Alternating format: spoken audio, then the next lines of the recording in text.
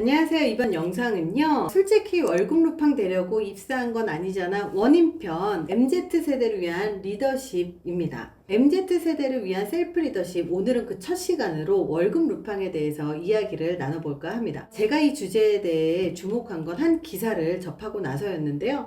그 기사 내용이 뭐였냐면 한 취업 포털에서 직장인 893명을 대상으로 직장인 투자 확인 습관에 대한 설문조사를 했다고 해요. 질문은 몇 가지가 있었는데요. 그 중에서 주식은 주로 언제 확인하는가에 대한 응답자의 절반 이상인 51.5%가 업무 시간 내 잠깐 한다고 답했습니다.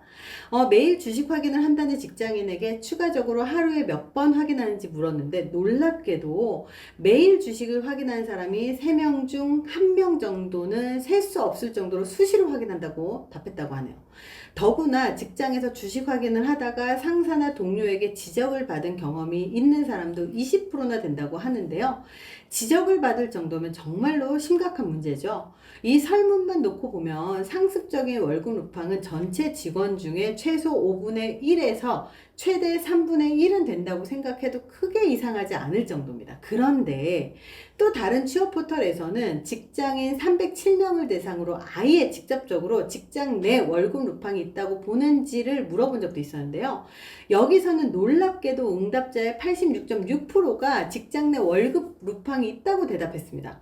물론 월급 루팡이 누구인지 물었을 때 부장급, 과장급, 차장급, 주인, 대리급 순으로 나열되는 걸 보면 상사의 업무 패턴을 부하 직원은 잘 몰라서 이런 결과가 나오지 않았나 생각되기도 합니다. 입사한 지 얼마 되지 않은 사원의 눈에는 출근해서 신문이나 뒤적거리거나 거래처와 통화하면서 큰 소리로 의미 없는 농담이나 주고받는 상사의 모습을 보면 저절로 월급 루팡 소리가 나올 법도 하죠. 하지만 다른 사람을 일단 빼놓고 본인은 어떤지 물어봤습니다. 무려 70%에 달하는 직장인이 본인 스스로도 월급 루팡이라고 생각해 본 적이 있다고 응답했다고 합니다.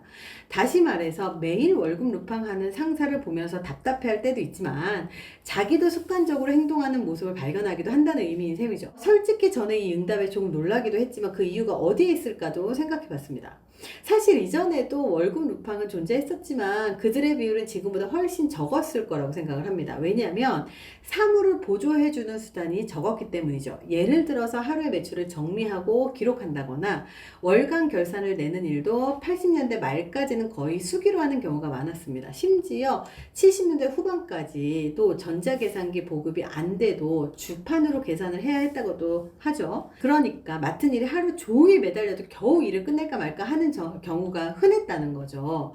계산이라도 중간에 잘못되기라도 하면요, 오류 찾느라 하루를 꼬박 보내기도 했을 거예요. 물론 이렇게 일에 종일 매달려도 지금에 비해 생산성은 훨씬 떨어졌을 겁니다.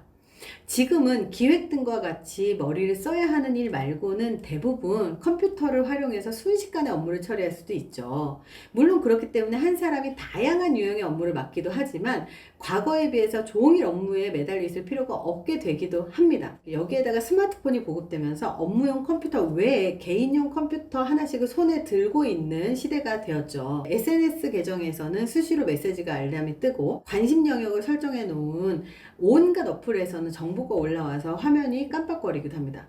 여기에 심심풀이로 게임이라도 한두 개라도 하거나 설문조사처럼 주식 투자라도 한다면 어지간히 의지 아니면 일에 집중하기가 정말로 쉽지 않아요.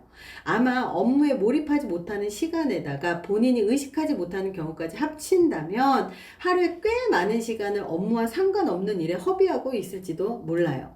그렇다고 아예 처음부터 대놓고 나는 월급 루팡 할 테야 라고 다짐하는 사람은 아마 없을 거예요. 환경이 사람을 월급 루팡으로 만들 뿐이죠. 실제로 많은 조직에서도 이렇게 업무 몰입으로 이끄는 것을 어려워합니다. 수시로 울려대거나 화면이 깜빡여서 몰입을 방해하는 스마트폰이야 솔직히 굳은 마음을 먹고 자켓 호주머니나 서랍 속에 깊이 집어넣고 일하면 된다 치지만 스마트폰 외에도 몰입을 방해하는 요인은 정말로 많아요. 그 중에서도 조직 문화에서 업무 몰입을 방해하는 요인을 꼽아볼까 하는데요. 만약 우리가 스마트폰 때문이 아니라 다음에 꼽는 요인 때문에 월급 루팡이 되고 있다면 반드시 팀장님께 제안을 해서라도 개선을 요구해야 됩니다. MZ세대인 여러분은 의사표현에 어려움을 느끼지 않는 세대인 만큼 우리의 노력으로 충분히 개선이 가능하거든요. 직무 몰입을 방해하는 조직 차원의 문제를 하나하나 진단해 보겠습니다. 첫 번째, 일의 양과 질의 문제. 일의 양이 너무 많거나 반대로 적으면 업무 몰입에 부정적인 영향이 있을 수 있습니다.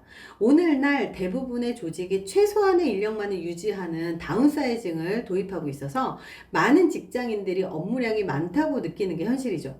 능력보다 일의 양이 지나치게 많으면 개인의 불안감이 커지고 업무 성과나 효율은 평상시보다 떨어지게 됩니다.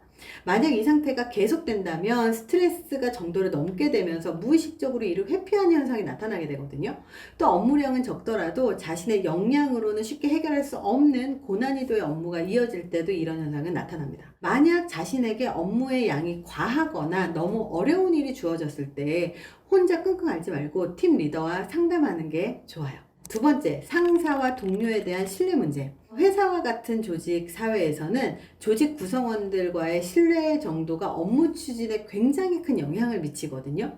만약에 평소에 팀원들과 친목과 신뢰 관계를 형성해 두지 않잖아요. 그러면 업무를 원활하게 이어가기가 굉장히 어려워져요.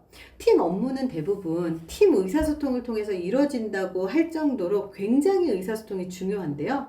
팀원들 사이에 신뢰가 없거나 얕으면 상사와 부하, 동료 간의 의미 있는 대화, 정말 중요한 질적으로 괜찮은 대화를 나누기가 어렵고 일에 대해서도 깊은 대화를 하기가 어려워집니다. 신뢰가 약하면 상사나 동료가 자신의 경험이나 지식을 나눠주지 않게 되고 결국은 혼자 맡은 일을 처음부터 끝까지 다 처리해야 되는데 도움을 받지 못하는 거죠. 그렇게 되면 결국 업무량이나 난이도가 높게 느껴질 수밖에 없게 되겠죠. MZ세대의 특징 중 하나가 개인의 생활을 중시하는 것이라고 하죠. 하지만 조직의 구성원이 된 이상 상사하고 동료와의 신뢰관계를 반드시 좋게 쌓아나갈 것을 권해드리고요. 이 신뢰관계는 결과적으로 그 사람하고 어떤 대화를 나누느냐, 어떤 관계를 형성하느냐, 어떤 시간을 보내느냐입니다. 쓸데없는 그냥 농담 따먹기나 잡소리를 하라는 얘기가 아니에요.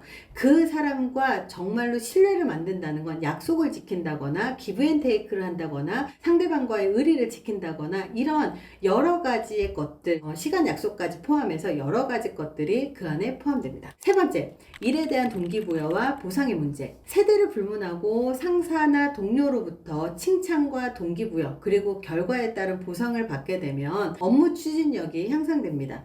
여기에서 동기부여는 주로 일을 추진하는 과정에서 일이 잘 되게 하기 위한 인정과 격려 활동을 말합니다. 또한 보상은 일의 결과에 대한 물질적인 지원을 의미하죠. 만약 우리가 정당한 업무 실적을 갖고 성과를 달성했는데도 이렇게 동기부여와 보상이 적절하게 이루어지지 않는다면 그 다음에 업무에 몰입을 쉽게 할 수가 없습니다. 이럴 때도 반드시 팀 리더에게 건의나 어필을 해서 적절한 보상을 받도록 해야 돼요. 물론 보너스와 같이 물질적인 보상은 아니더라도요. 팀원들 앞에서 성과에 대한 칭찬과 노고를 치하하거나 그런 자리를 마련하기만 해도요. 우리의 업무 몰입도는 굉장히 놀랄 만큼 향상되는 걸 경험하실 수 있을 겁니다. 이번 영상은 월급 루팡에 대한 첫 번째 시간이었고요. 두 번째 시간에는 월급 루팡이 되지 않고 내가 여기에서 더 나아가서 정말 회사의 핵심 인재가 되려면 어떻게 해야 될 것인가에 대한 대안편에 대해서 알려드리도록 하겠습니다. 이번 영상이 도움이 되셨길 바랍니다. 감사합니다.